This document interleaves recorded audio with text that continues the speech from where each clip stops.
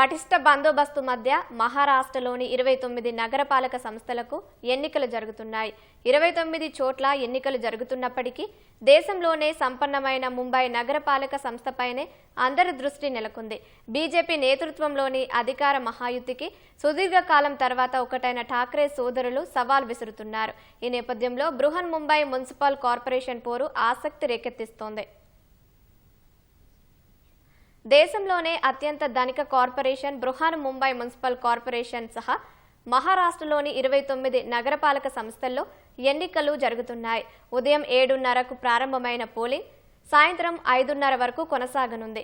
మహారాష్ట్ర వ్యాప్తంగా 29 నగరపాలక సంస్థల్లో 893 వార్డుల్లోని 2869 స్థానాలకు పోలింగ్ జరుగుతుండగా ప్రజలు ఓటు హక్కు వినియోగించుకుంటున్నారు.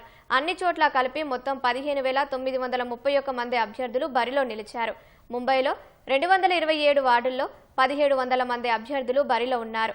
ముంబైలో 9 ఏళ్ల తర్వాత ఎన్నికలు జరుగుతున్నాయి. వేర్వేరు కారణాలతో 4 ఏళ్ల ఆలస్యంగా ఎన్నికలు నిర్వహిస్తున్నారు.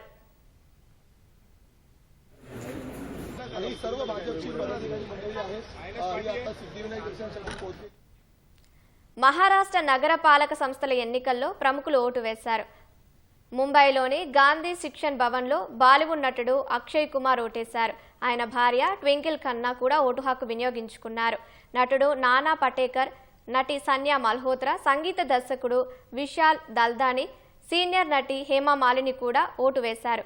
కేంద్ర మంత్రి పీయూష్ గోయల్ సతీ సమేతంగా వచ్చి ఓటు హక్కు వినియోగించుకున్నారు. దిగ్గజ క్రికెటర్ సచిన్ టెండూల్కర్ కూడా ముంబైలో ఓటు వేశారు. పూణేలో కేంద్ర మంత్రి మురళీధర్ మహోల్ కుటుంబ సభ్యులతో కలిసి వచ్చి ఓటు వేశారు. నాగ్పూర్ మహల్ ప్రాంతంలో RSS chief Mohan Bhagwat vote హక్కు వినియోగించుకున్నారు.